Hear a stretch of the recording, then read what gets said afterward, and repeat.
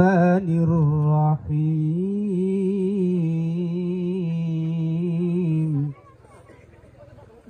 একটা সম্মানজনক একটা জায়গাতে আনছে না, সম্মানজনক একটা জায়গাতে আনছে তো, এটার জন্য তো আসলে আল্লাহর দরবারে হাজারো লাখো শুকরিয়া, কোটি শুকরিয়া।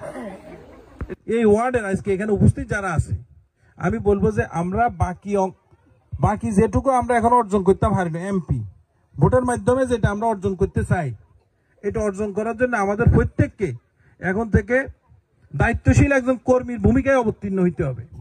চা খাওয়া, বিস্কুট খাওয়া, এটা না, কিন্তু আজকে হাতিয়ার জনগণ ভালোবাসা দিয়ে আমাকে এমন এক জায়গায় নিয়ে আসছে, এই জায়গায় মানুষের এই ভালোবাসা, এই ভালোবাসার বহিঃপ্রকাশটা যদি ব্যালটে প্রমাণ করতে পারে, তাহলে ইনশাআল্লাহ আগামী ফেব্রুয়ারিতে যে ইলেকশন হবে, এই ইলেকশনে হাতিয়ার মানুষ আপনাদের এই 9 নম্বর ওয়ার্ডের ছেলেকে, আপনাদেরকে, আমাকে তো আসলে বসানোর কিছু না, আমাদেরকে হাতিয়ার 9 নম্বর ওয়ার্ডের মানুষকে হাতিয়ার এমপির মর্যাদায় বসাবে ইনশাআল্লাহ।